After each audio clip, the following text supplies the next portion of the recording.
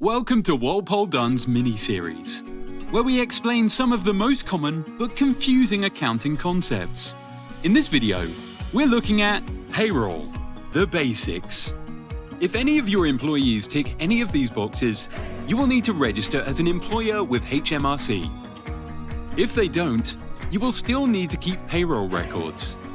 Here's an overview of the responsibilities of a registered employer. At any time in the 30 days before your first payment to your employee, you must set up a PAYE scheme with HMRC. Using an online government gateway account, you will be able to handle all things PAYE, including accessing employee tax codes, viewing what you owe to HMRC, and making due payments. You'll need to report to HMRC each time you pay an employee, and so it could be easier to outsource your payroll processing. If you choose to run payroll yourself, consider which payroll software to use.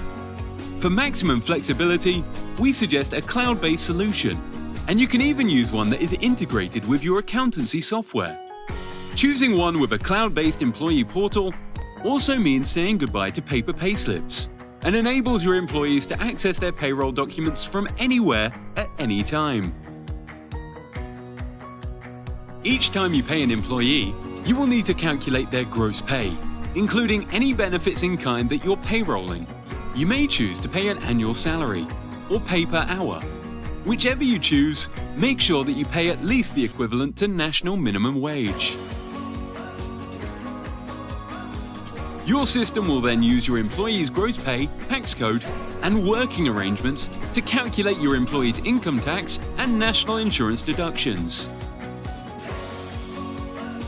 Each month, you must pay these amounts to HMRC, who will also inform you if you need to make any other deductions, such as student loan repayments.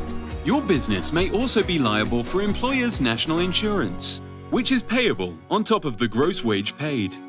However, as most businesses receive an allowance of £4,000 off their national insurance liability each year, the cost will likely be reduced or covered entirely. As an employer, you are responsible for assessing your employee's eligibility for a workplace pension, also known as auto-enrollment pension.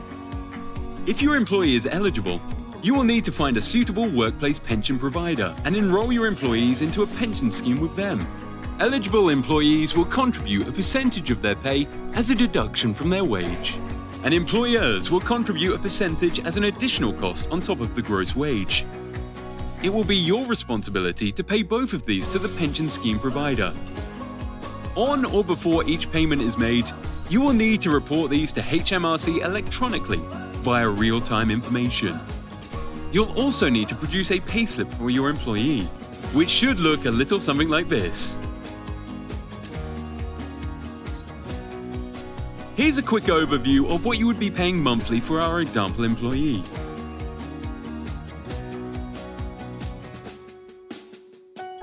Finally, don't forget about the end-of-year forms. At the end of the tax year, you will need to provide your employee with a P60 that summarizes their earnings and tax deductions for the year. You may also need to provide HMRC with a P11D form to summarize any benefits you have provided to your employee. Want to know more about payroll and your responsibilities as an employer?